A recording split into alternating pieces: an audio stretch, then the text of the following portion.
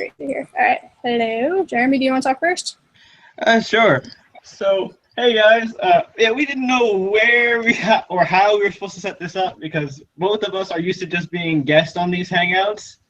So, yeah, I came to Mimi with this idea because I was like, I know nobody that reads like actual novels because I mostly do comic reviews and most of the people I know on YouTube do comic reviews. So I'm like, I need to talk about all these books I'm reading. I need some. I didn't want to do book two by myself, so I found Mimi and I was like, let's do a book club thing. So that's what happened, basically. Yeah, pretty much. He approached me, and then I started to find library books, and so books happened. And this is the awesome book we're going to talk about. Oh yeah. Yeah. I'm really excited to talk about this tiny library copy, and his is an actual pretty copy. It isn't laminated. Let me tell you, like I was so happy that I convinced my grandma to get me this because I was like touching it and shit. And she was looking at me all weird. I was like, you don't understand that this isn't laminated. This feels so different. I understand. Oh man. Let's see. I also put all her other books on hold, so we'll see when that happens. I do have Crown of Midnight though sitting next to me in the corner, so there's that. But yeah, cool. Talk about that series. Yeah, that's for September. We yep. About this glorious, heartbreaking roller coaster. Oh man, all the emotions. It's just so yeah. Basically, what we're gonna do here is it's just gonna be like a live discussion / review of a book we choose every month or a series, depending on what we're doing. And it's just kind of like us talking about books and literature and stuff. And maybe a little bit of movies here and there. Like there are a lot of book adaptation movies, so we have a lot of that to talk about too. So you want to start with the new releases for next month and see what we're interested in for next month that's coming out? It's a weird mixture of new releases and books that apparently, according to Goodreads, are September reads, even though they didn't come out in September. Like they didn't come out in September 2015, but they came out in September. Like the one book, Anti-Goddess, that one that we're both excited about, that came out in September 2013. But we also both want to read, where'd it go? The Six of Crows book that comes out. And it looks like it's an interesting like heist looking one, and like the descriptions of the characters looked really interesting. That one looks like fun. The other one was Queen of Shadows, which I'll get to, so that's why it's towards the end of next month, just because I still need to read second, third, and when that one comes out. Man, I have so many theories about that book. It's ridiculous. I've been everything with me once I get there. Yeah, I've been watching interviews with Sarah and everything. I've been as these couple of months prepping to when Queen of Shadows have been coming out. I've been like rereading stuff, looking through books, and just everything. I was just like, I need more of this. Personally, I really enjoyed A Court of Thorns and Roses more than I did with Throne of Glass, but I know Crown of Midnight and the rest are really phenomenal books. But personally, I was like, awesome. I totally agree. Maybe if I had read this before I read Throne of Glass, I would probably like 100% agree. But I don't know. Maybe it's because Throne of Glass for me, it was like I don't know. Where I think that I mean, as much as I like Feyre a lot, I love Feyre. I feel like Selena is more well-rounded as a protagonist. So maybe that's what puts it over the edge. Like I give like the Throne of Glass series right now 5 out of 5, and Court of Thorns and Roses a 4.5 out of 5. So it's like really close, but it's like right there. I'm opposite for that one because even though I did like Throne of Glass, everyone was telling me how amazing it was and how it was great. And not that I didn't thoroughly enjoy it, and I was surprised and enjoyed everything. I just really enjoyed this one slightly more. I think just because I loved the whole wolf transformation thing, and I do love assassins. Like, how can you not love badass lady assassins? Like, and I know Crown of Midnight over here is going to be a great read, and I'm totally pumped. It's weird because it's like I thought after the first one I was like, there's no way she could top it, and then when I read Crown of Midnight, I was like, she fucking topped it, and then Heir of Fire, I was just whoa. I think I'm totally pumped to be there. Like, I'm really excited to read it, and I really do love her writing style, and I love her characters, and I love her twists on the classic fairy tales that we grew up with in Disney. Oh, yeah. But And the world building she does is great for both of those. I'm really excited for that. Really pumped. But before we go on those tangents, I guess we should go about Court of Thorns and Roses. Okay, so yeah, let's go ahead and talk about this just piece of amazing right here. Yeah, I don't know where to start. I guess we could just give like a spoiler-free synopsis and then go into spoilers. Because this is going to be a very spoiler-heavy discussion, so fair warning to anyone watching this post-live thinking this is just a regular review. This is a very spoilery discussion. How the hell do we properly say their names? Because I love her pronunciation guide, but I never say it. Yeah. It's Feyre, and apparently Rysand is Reese. I'm cool with that. Yeah. Reese. Just think of Reese's Pieces. I'm cool with that. Yeah. Yeah, so it's Feyre. So Tamlin's easy, Alice is easy.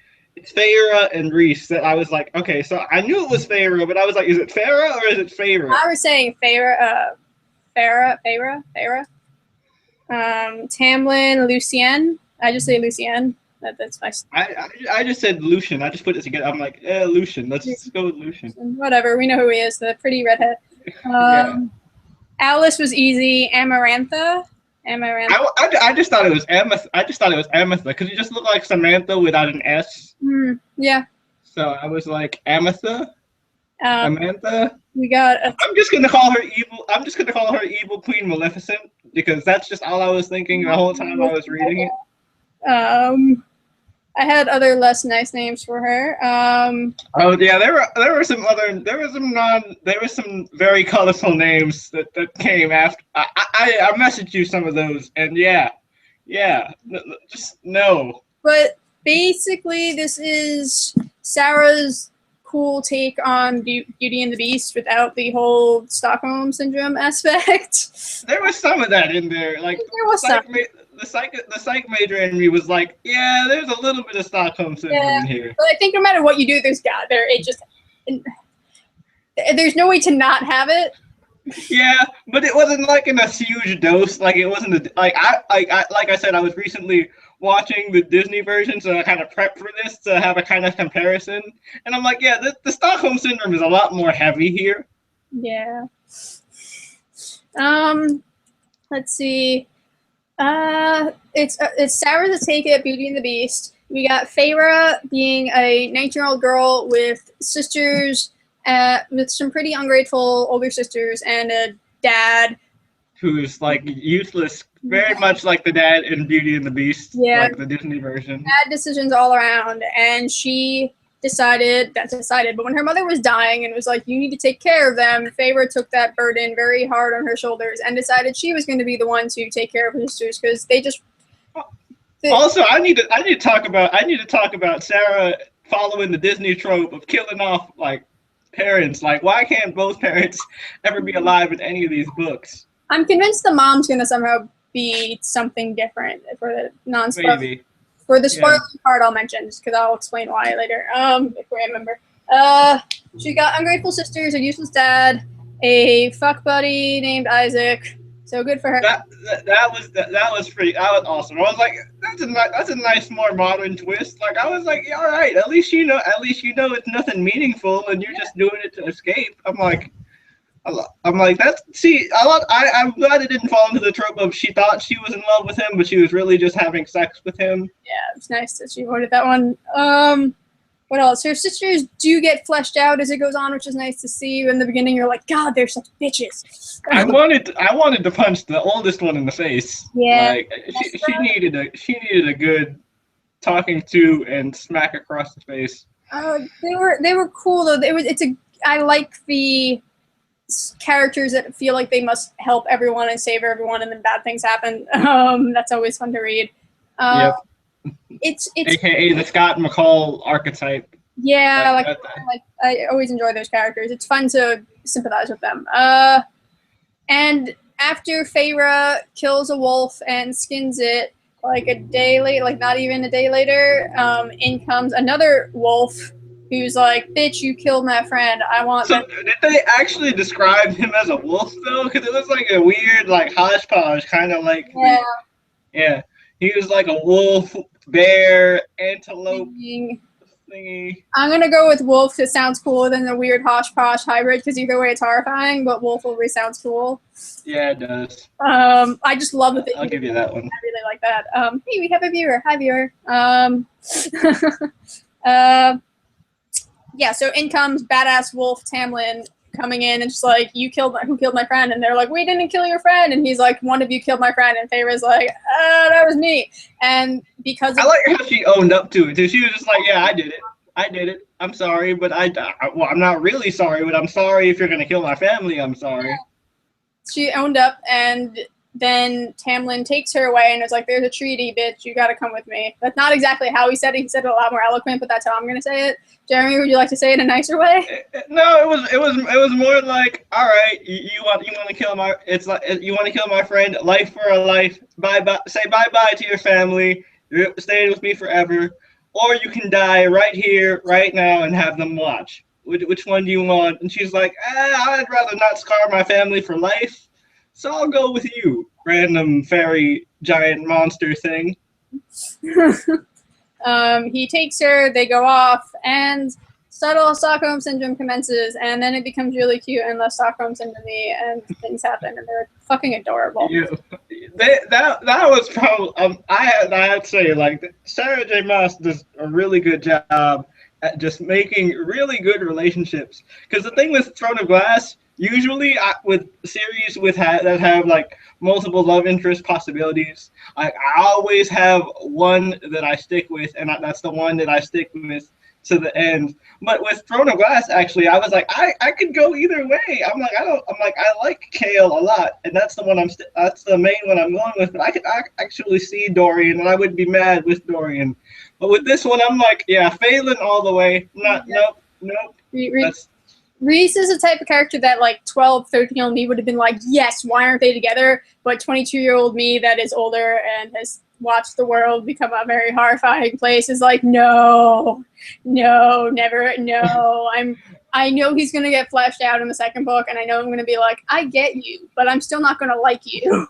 Oh, no, there is nothing he could do to make me like him. Nothing that I won't be like, you're cool, I'm cool with you. Unless we get some, like, unless it starts switching point of views, maybe then I'll be like, hey, you're still a scumbag, but you're a scumbag. I can nod my head at and go, so yeah, like a scumbag I can respect. Like that's the way I put it with him. Like I understand what you're doing, and I get what you're doing and why you're doing it, but I don't like you whatsoever. There's that, and we got Lucienne, who's the cool friend. And that's another thing. Like Sarah always writes really good bromances. Like I'm like this. I really like their like bro-ship right here with Lucian and Tamlin, because I'm like, this is awesome. I'm like, you are a real friend. You're really cool. I like that. I felt bad when we got more of Lucian's backstory, and I applaud the weight of the world she put on Tamlin's shoulders, and that he's got a friend to be like, I got you, bro, back to back, let's do this. Yeah, that was cool. I mean, and the thing I also liked about Lucian is how snarky he is, and how like he knows when to leave. He doesn't like cock block. He's like, oh, okay, you guys are having a moment, let me go ahead and step outside and do border patrol. Really shitty excuses to do. He's like, oh, I have a thing to do, bye. I'm just like, leave. It's like I got stuff in the place. He says lines that are very close to that, which is kind of like I enjoy. It's just like, it's not like I'm gonna make up some extravagant lie like I have to go do border patrol, which he does do border patrol a lot, but there's more just like I have to go to that thing over there in that room I forgot about. Yeah. And also that's another thing I like about like the whole Phelan ship going on and how it was built. I like Tamlin's awkwardness, because that was real. That was real. He was like, we could do the maybe and no. How about no? What? How about maybe tomorrow? No. I was like, I'm like, honestly, that sounds like me. It's like we could go to a movie or stay and watch Netflix or I don't know. Go ahead, you pick. I'm like, I have no idea. I enjoy that Tamlin and Feyre's library was a painting thing for them, which is very nice. That was awesome. that was definitely a really cool thing. I like how she kept talking about how she sees in color. Yeah. That was a really interesting section for like her perspective and her writing. That makes her a really unique character. I like that she's a painter. I like that she can't read. Now, see, I like that, but that also pissed me off at the same time because I was like, you're trapped in this castle, and you really could learn to read if you wanted to. You learned how to hunt. You learned how to survive. Pretty sure you need to read to survive. Well, why aren't you learning this? Now they're gonna have to learn together in the second book because now it could be something cute that they do, and Lucian can teach her. Okay, I would be totally okay with that, especially if she learns to write some dirty limericks and have a competition with him. They're gonna have to. That needs to happen. They're gonna have to limerick off. Lucian's gonna be like, after the spoiler, we're like, there are things that happen in the later half of the book that really affect her emotionally because she can't read, and it will be great to have it be something she works on. I like that it will something we can watch her grow throughout the trilogy for the series. It will be cool. I like when you have a character that can't do everything. So as much as I would like her to read, I'm reading. I don't need my character to know how to read. I liked. And also, there's like, it's also a cool PSA to be like, it's the adults and the parents who are reading this. It's like, hey, you know what? You should teach your kids to read because one of these days it could depend on the fate of the earth if they don't know how to read a certain passage to know to pull a certain lever. And they won't have a voice in their head tell them what lever to pull. And make them have pain when it doesn't work that way. Yes, I like that. I like that she's not just like, I can hunt, I can paint, I can know. You're learning things. You're learning how to paint more. You're growing as a character. You're Thorns and all that stuff. Yeah, that was a really nice metaphor that I didn't understand until I actually read deeper into her character. I was like, oh, I get it now. What else? Should we go towards the spoilers? We sort of touched one already, but I guess one thing that I say that kind of puts it at a 4.5 for me rather than a 5 stars. If you're as familiar with the Beauty and the Beast story as I am, you kind of know where it's going and you see where it's going, and there are some parts where you're blinded by getting wrapped up in the book, where you kind of don't see it coming, but then you think about it, yeah, I did see it coming. There's a riddle in here, and I literally stared at that riddle for half an hour, and I know the answer to this. I keep reading, and then when I got, I knew it. But then again, it wasn't in hindsight, it wasn't a hard riddle because if you look at the themes of the book, you pretty much know the answer. Yeah. All right, so I guess now we can go into. We talked about the sisters. We talked about Farah. We talked about Tamlin. We talked about Lucian. We talked about Reese a little bit. Oh yeah, there's also we didn't get as many servants as we did in the Disney version, so there was no plethora of side characters. But we did get Alice. Yeah, Alice was really cool. I liked her. I'm cool. I like. No, I'll say more in the spoilers. I like her as a character. I like her relationship. I find it funny that in all of these books, her main character needs a servant of some sort to help them get through stuff. Oh, yeah. But I just find it funny because they're all getting thrown into these high court royalty worlds, so I get it, but it's just kind of a funny pattern of hers, I see. Reese, she basically... There's a cool politics element to the story as well, with all the different courts, the seasons and then dawn and day and stuff like that, and was it Reese and his night court and his weird shadow bitches? Yeah, I like that. I always love fairy stories since I was a kid, so I love seeing them done old in more hardcore ways than the cute little flower fairy garden fairies. And I love the courts and I love the politics of it because it's such a play on the political courts that once existed, and it's nice to see doing. And I love the seasons court, like you were saying. It's the night, the day, the spring, the winter, the summer. I think there's a fall one. Yep. The fall one. I think it's called autumn actually, and that's where Lucian is from. Yeah. the Autumn Corps. But I like that. They're all very interesting, and they all have to work together at points, and it's fun. And they each have like different like powers and stuff. Like, you know, Reese has that whole mind manipulation thing, and that kind of scares me because now he's at full power, and it's like, wait, if you could do that with a fraction, then holy shit, you're scary. Yep, things are gonna be very interesting for the next one. Yeah. All right. So now we can get to spoilers, even though we kind of touched on smaller ones like here and there as we were talking. Yeah. Okay. Should we go like straight up to the ending and that painfulness, or should we just go throughout the book? Let's work our way to that because I don't think we're ready to just talk about that straight up. Okay. I liked the introduction of Freya into this fairy court world. I like that the humans are so absolutely petrified of the fairies, and they have good reason to be because the fairies have given them these little tidbits of their life and how horrible and scary they are, and that they can't lie, and like things to make the humans be docile and scared of them. And they have good reasons to, because these fairies can, with the help of their high lords, shapeshift, or their courts all have their own powers. Like Tamlin can make his court people have wolf forms to do things. And I like how the fairy system is kind of like almost vampire werewolf-ish in a way, where it's like, you know, there's that whole they enslave the humans, so the humans fear them, and blah blah blah blah blah. And I liked all the things where fairy was like, well, they told, you know, I heard as a kid that this and this, and fairies can't do this, and fairies are affected by this and this, and they're just laughing at her like that was just all propaganda that we said to make you guys think that you had a chance, or that we couldn't lie to you and things like that. Like I loved that. I love that they aren't affected by iron, because it's always a thing, and I liked it. They're just like, bitch, please. Iron doesn't. It's a specific type of ash. That ash is the only thing that can kill us. I honestly thought I just kept thinking of Teen Wolf when I was like, oh, Deaton is just gonna roll up in there with his like big ass jar of ash. All of his nuts and ash. Be like, you're welcome.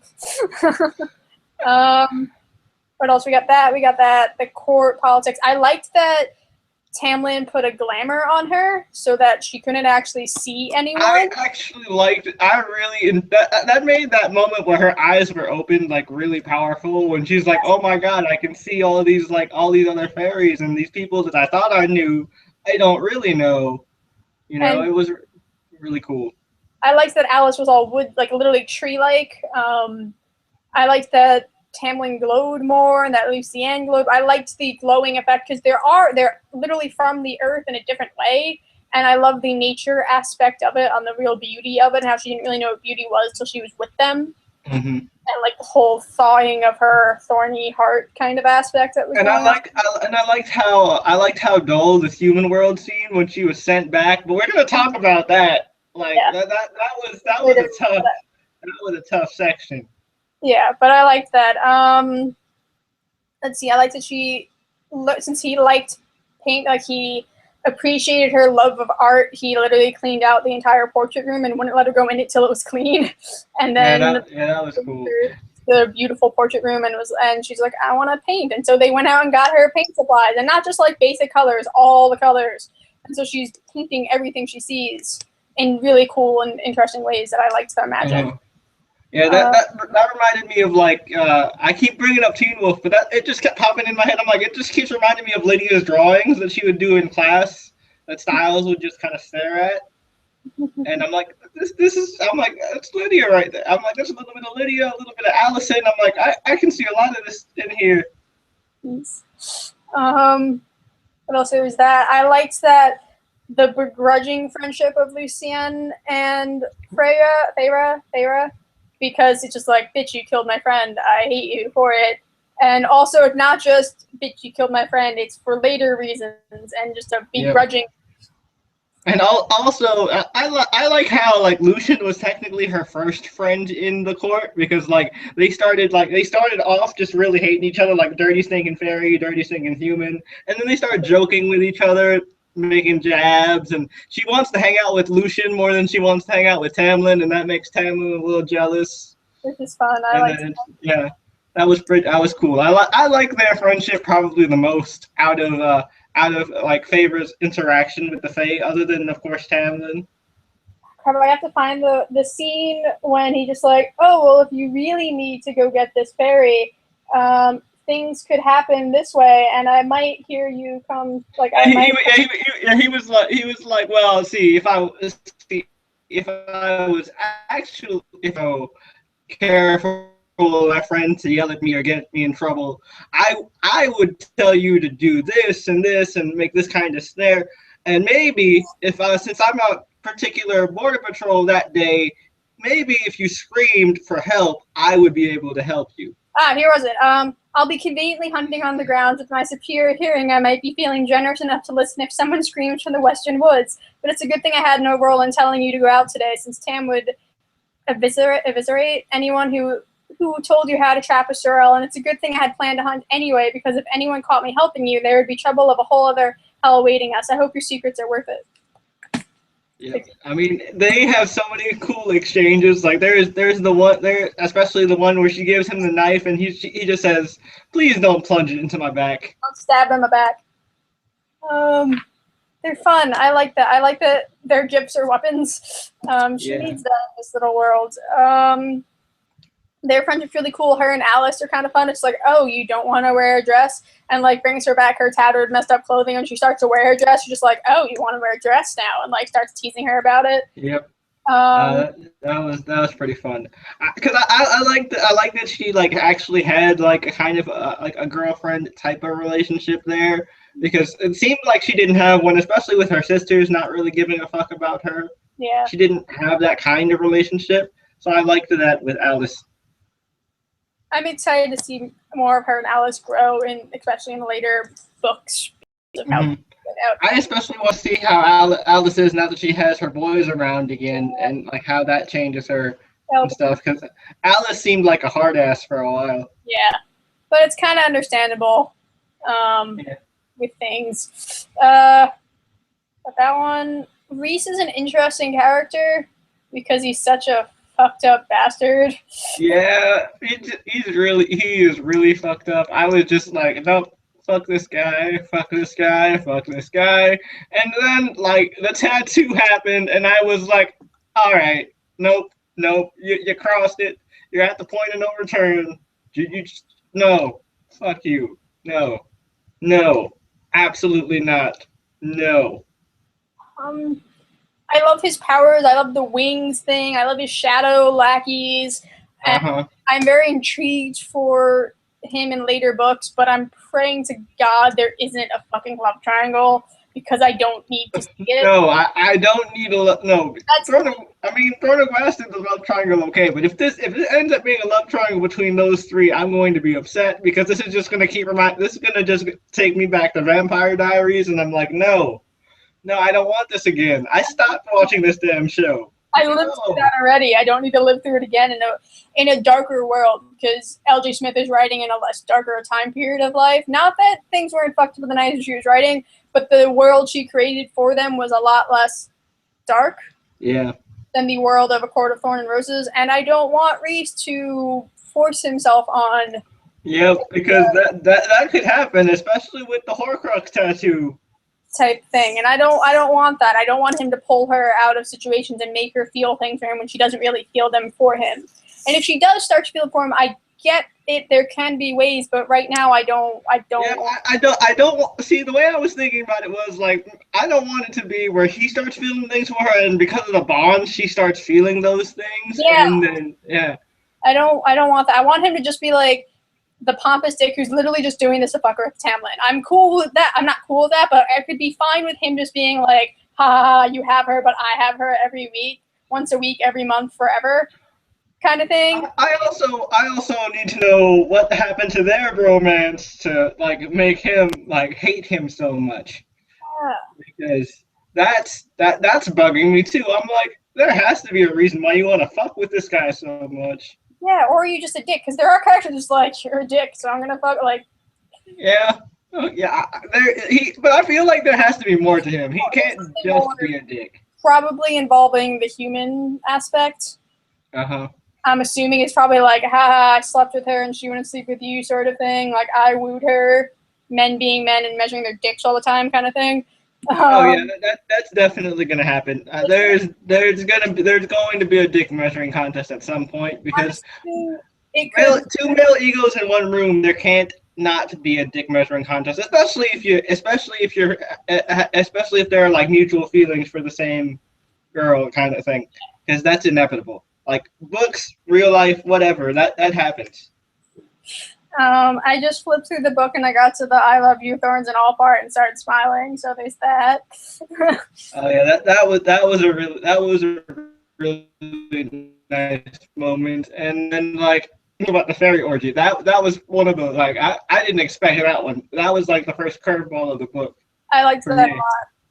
I liked that the fairy lords, like, they all have to basically come onto whatever land they're hosting it at, and it was Tamlin's land, and they all have to put their powers back into the earth, and somehow it all goes into Tamlin, and then he has to find a woman to bed.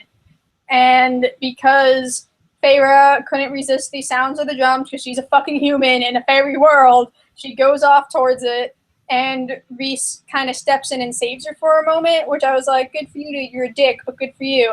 Yeah, like, first introduction, I was like, no, there's something wrong with you. I can't be like, thank you, because I know you have something up your sleeve.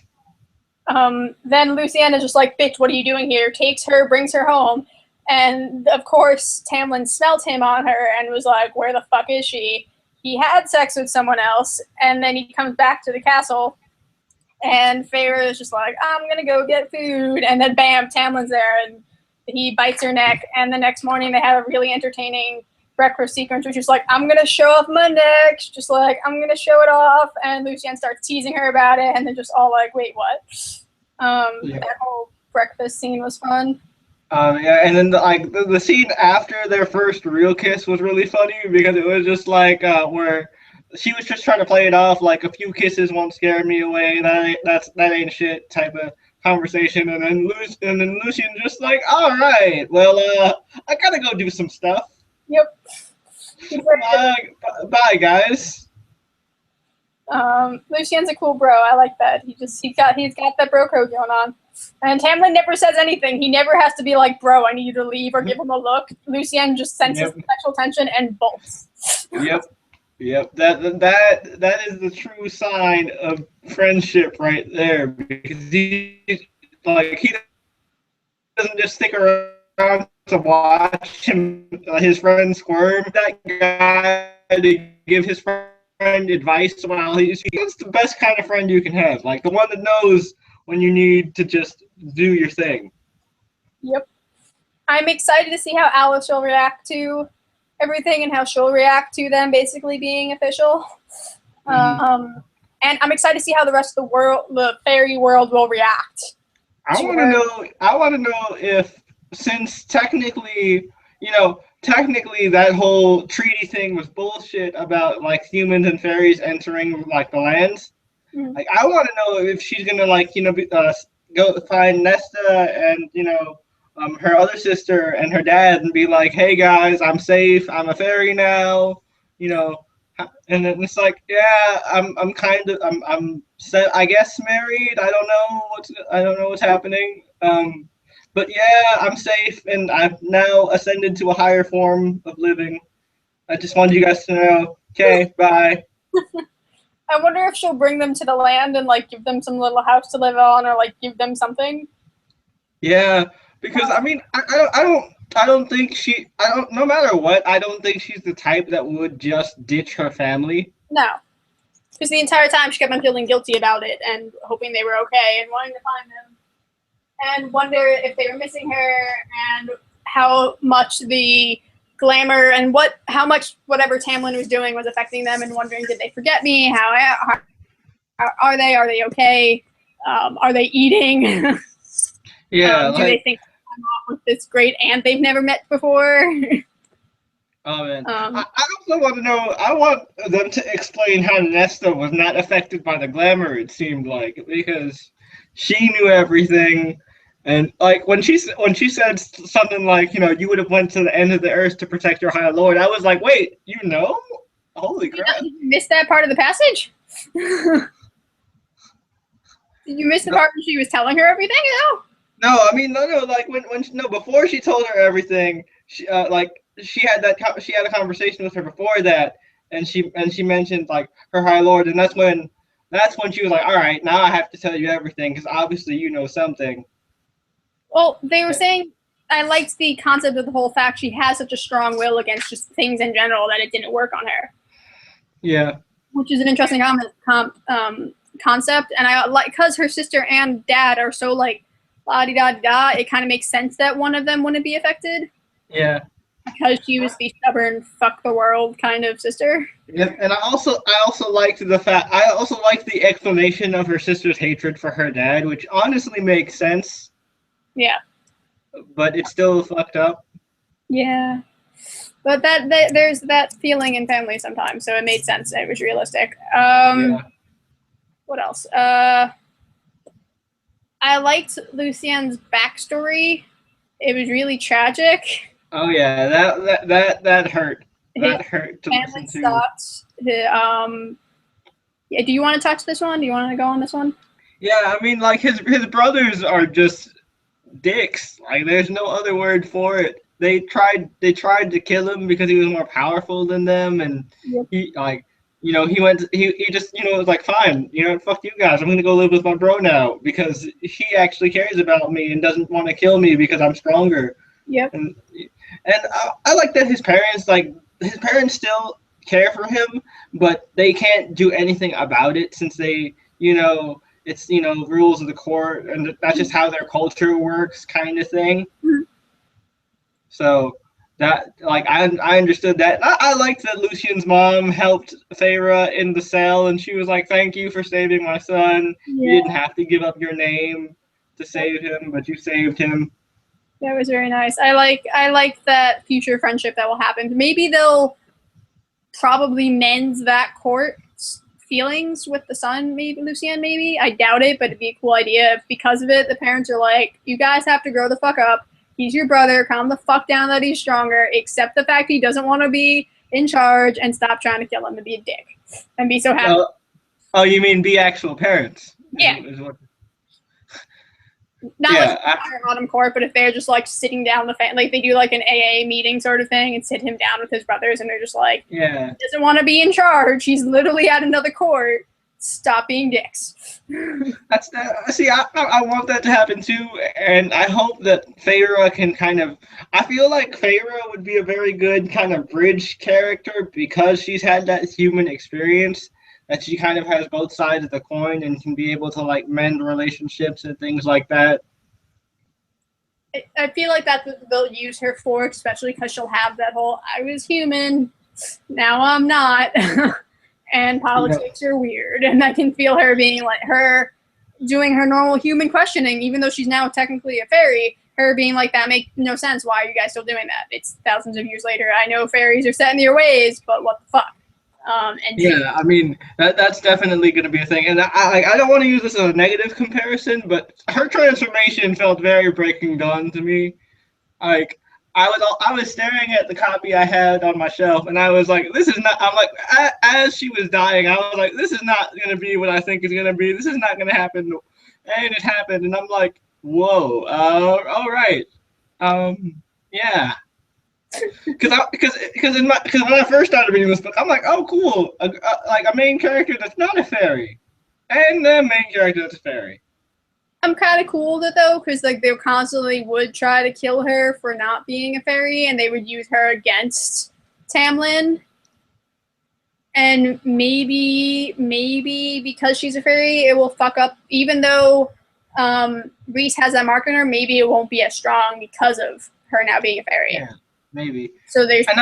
And maybe we don't know what her powers are exactly. I mean, yeah, she's technically a member of the Autumn Court, but she got those like little light portions of power from all the High Lords to become a fairy. Yeah. So does she have like a portion of everybody's power, and can be like, just like, oh, I want to use Mind Crush powers, or I want to do Summer Court, whatever their power is, or Autumn Court with like the wind and stuff. And it will be interesting to see how it all plays out. I'm excited. It set up a lot of really good things for her to grow as a character. What else? I love the masks thing. One of my favorite things with this book was that they had a fucking mask on their face the entire fucking time, and how annoying it had to be. How they literally couldn't pull it off, and that it was part of the curse from her bitch face. I thought that was really cool, and I loved how they always had to like tap on it to just make sure it was still there as they were talking about it. Yep. And Manther's actually a really cool villain too. Like I love the woman scorn kind of character, and I love that she literally tortured the guy who was using her sister for like a solid week. Just a solid, wasn't it like a that's dedication right there. I'm like, you know what, as a villain you get my respect, but you're still like you're horrible. Like the worst. You're absolutely horrible. But she made me think of Apollonie from the Dark Hunter series, who would just do that for someone she loved that much. Apollonie sinks Atlantis in the Dark Hunter series because her son dies, and she's like, what the fuck? And then you have Manther, who tortured the guy who fucked with her sister for a solid week, and then wears his finger as a necklace. Yep. And she also has his eye captured in like a ring, and I thought that was a really cool effect. I'm like, if this becomes a movie, they better have that, because that's fucking cool. I like that. I also like that technically she's not the head bitch in charge. Technically she has a king that she listens to, but the king is like who's probably going to be the big bad overall of the series.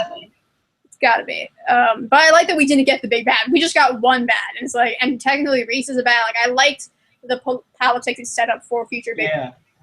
Yeah, because Reese is like the Rumpelstiltskin of this like series. It seems like, because he's like, I'll make you a deal, but I'm gonna end up fucking you over because you're not specific enough, because you obviously don't know and have enough knowledge about our culture and our ways to really be able to make a proper deal.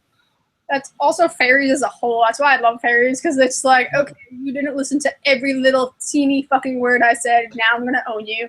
That's why when she was making the bargain and she was like instantaneously, I'm like, yeah, should have said. And then I'm like, oh, there it is. Yep. I knew she wasn't gonna. I knew they weren't gonna leave right then. Nope. I knew it. I'm trying to think. I liked that she owned everyone because she had portions of their powers, but she didn't actually own their powers, but she kind of she didn't own them all, which was really cool. I also liked how she charmed them, like how she actually had charisma and was like, oh hey, maybe we can trust this bitch, and then it's like, no, never mind, we can't trust this bitch. She's now an evil dominatrix tyrant. Yes. Which was cool. I liked that she used Reese too. That she's just like, no one. See, that was the one moment where I had like a shred of sympathy for Reese, where I was like, oh man, she's actually making you her whore. I feel bad for you, like for a split second, and then he went and said something, and I'm like, oh nope, there it goes, it's gone. He's a character where I'm just like, I want to feel bad for you, but until I get your point of view and until I get more of your story, I just want to punch you in the face. Yep. And so I kind of liked that it was that ball and chain sort of aspect between the two of them. Mm-hmm. And I like how badly he wanted to kill her, but he just couldn't because she's like immune. Which is good. I get why he was just like, I'm going to fuck with Tamlin so much that he will then kill her because nothing will stop him. Because he loves you that much. I also like that her entire thing was like, prove you love him. Let's do this thing where I'm going to take you and you're going to have to prove to me, even though you knew she was going to try and kill her anyway, but it's just like, you solve this riddle and you do these things. The first trial was my favorite, though, because that was ripped straight out of Star Wars. I was like, oh, that's cool. I like this. And then trial number 3, I was just like, no, I'm like, I don't want to read anymore. Yes. I can't get past this. I was messaging. I'm like, I can't do it. I can't. Nope. That was 2 a.m. I was like, fuck me. This isn't actually happening. Oh God, it's happening. Why is this still happening? I can't believe I'm almost done. Why is this? Oh, there's still more pages. Fuck me. There's still That is how I felt. I was like, I got the chapter like, what was it, like 37, 38, and I'm like, oh, here it goes. It's happening. Oh, no. Okay. Oh, there's 5 more chapters. God damn. It was chapter like that. The final trial was chapter 43. So from like 43 on, I was like, none of this is going to go well. And I was right, nothing really went well. It just got slightly better, but also so much worse. Nope. And then like the first one it was tough, but like the second one, the girl that was praying, I was just like, oh no. And then when she said feel no pain, and she looked directly at Sarah, and I was like, oh, she said that for her, and I'm like, oh. I like that that's going to haunt her. I like that it's not going to just be like, I killed these people. That's going to be total PTSD for her in the next half of the book. Oh, and yeah. Even though I really hate reading that type of stuff, at the same time I love it because I'm like, that's real. This is what's going to happen. She did things that she never thought she'd have to do in her life, and now she's fucked up because of it. Even though she's a fairy, she's still going to grieve because of that. And also because of Tamlin. Tamlin's that character, like that scene when the Amanthra sent the fairy whose wings she ripped off. Yep. That really fucked up scene, and Tamlin then went and buried the body himself and was like, no, I have to do this, and Feyre's like, I help. He's like, no, I have to do this. This is my burden kind of thing. No, and then like there was that whole thing with like Amanthra where I gotta give her props at least, because that last trial I was like, that is perfect poetic justice.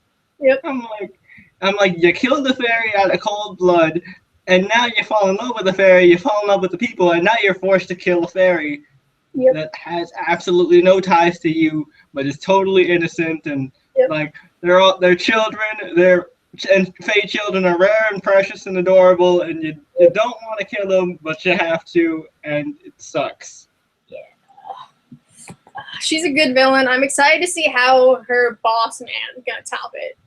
I'm very excited. Oh man, like if Throne of Glass is any indication, like Sarah J Maas knows how to write evil dickhead kings, because man, trust me, especially when you get through that second book, you're gonna hate.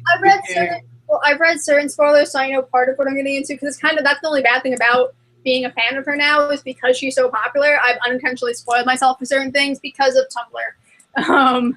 So I don't know a lot, but I know enough that I'm like, fuck me, this is not going to be pleasant. No, it's not, and like man, the king is kind of scaring me, because I'm like, oh my god, if Amanthra was just his general, and he was cool with everything she was doing, you just let her go have her own little cave under the mountain and go kill whatever, do your thing, girl. It's like, do your thing, but when I call you, come work for me. And it was just like, no, these 3 months I must torture this human. It was kind of like, I kind of pictured what the king would have been like in that moment where he's like, fuck me, she's off killing humans again, which is fine, I'm cool with it, but damn it, for 3 months straight, like last time it was like, now she's got this whole 3 month thing, like, God. It's like, man, now I gotta hold off my invasion, and now everybody has their powers back, so that sets me back now. Now I'm gonna have to actually get up out of my chair. Now I gotta get a new general. Like, what do you think that moment's gotta been like? He probably just like flipped a fucking table and was like, God damn it, now she's dead. Now I need a new general. It's probably gonna end up being Rhys, because like it's definitely gonna be Rhys. I know for sure it's gonna be Rhys. That thing, the scene when he stumbled when he saw her, it's gotta be him getting pulled back or something. Yep. I also like everyone online is like, I want to know why he stumbled. Why was that so painful? Like, everyone freaked out, and I was just like, whatever. He's a dick. Like, everyone was like, oh man, he stumbled when he saw her, and I was just like, fuck you, you dick. You better fall when you see her. Like, that was me. Yeah, I thought I was like, you deserved that. I'm like, you and your Horcrux tattoo can go somewhere. Yeah. So yeah, it will be very interesting. I loved that I loved the whole trial sequence, and I liked that the last couple chapters didn't feel like I was reading something that took for several months, because it didn't feel like that for her, and they fucked with her. I did like that Rhys was like, bitches, stop fucking with her. Kind of scene where he just told all the guards, if you did this, I'm gonna kill you, kind of thing. Like, he's cool. I get you, dude. Like, I understand what you're trying to do, and I understand you're not intentionally messing with her. You just want to fuck with Tamlin. But, come on. He's going to be the general. It's going to be really fucked up, because she's going to have to go spend, like, a week every month with the fucking general who's going to try to kill her husband type thing, and it's going to be painful. And she's going to probably learn, like, intentionally but unintentionally learn some of the plans. Yep. Something's going to happen. And then, like, there's going to be some kind of double agent within the court. Yep. And if it ends up being Lucian, I'm going to be upset. And it's just going to, I don't even know. I hope not. I don't think she'll do that. That's me hoping.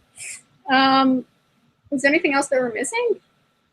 No, I mean, we covered pretty much everything, but it's just there's just so much like that's there that you like. I don't even know. I like that he plays an instrument and that he danced with her. I thought that was really That was a really nice scene. I thought that was a nice change from the classic waltz scene that you always think of with Beauty and the Beast. That was really cool. And I also liked the fucked up parallel that Reese did when he drugged her.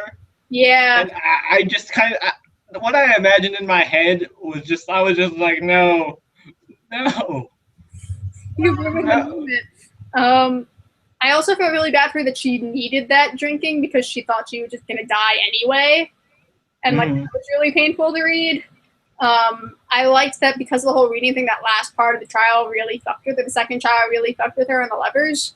And it was just like crap. It's like if for me, if you were like you have to do this math equation or you're fucked. Oh yeah. That's exactly what I was thinking because I am terrible at math and it's like yeah you need to solve for the probability of this situation or else you're gonna die. Oh well, I'm gonna die now. I'd be like, okay, can I stab myself then instead? Like, can we make it easier? I liked that. I felt bad for Lucien being the thing that he was the constant just fucking toy. Yeah. I felt so bad for the guy. And it worked because it's Tamlin's bro and it's her friend, so it was good. It was an emotional way to fuck with both of them. And I also liked that he didn't have any emotion during all of this because he couldn't. And that was really nice and also really sad. And I also loved to declare that she loved him, but it wasn't declaring it to him. It was declaring it to that stupid monster thing, Astra. I also liked how when Reese was explaining his powers and how he can basically read the emotional aura of people, and he's like, "Oh, you don't know what was going on beneath the surface. When I was doing all that shit, and you were like dancing on my lap and like all this other crap. You should have seen the rage that was coming off of him." I can't wait to see that. I can't wait to see the after effects of that when Tamlin and him are finally alone in a room together and she eavesdrops again.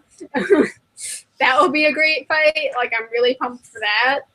I just need him to just yell at him about like breaking bro code on so many levels.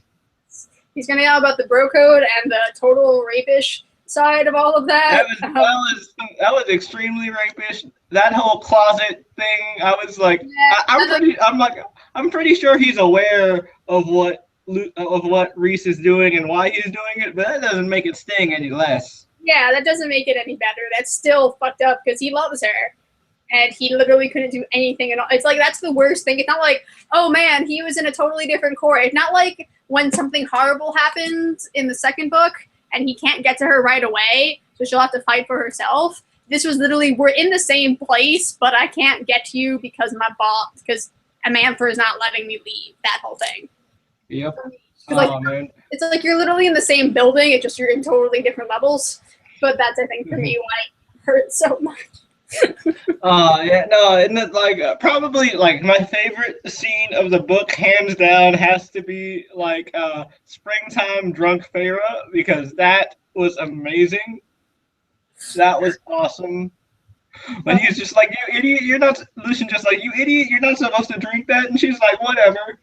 And then several things of it. Yep, and then she just goes around and she just randomly finds Tamlin playing his violin or like fiddle or whatever, and then she's just like, "Let's dance," and then they go into the weird like rainbow like magical unicorn blood looking lake thingy.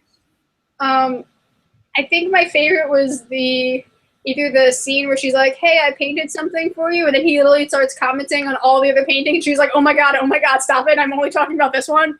Oh man! Can I have that one? When he got to the sex painting, I was like, "Oh man, how's she gonna explain that one?"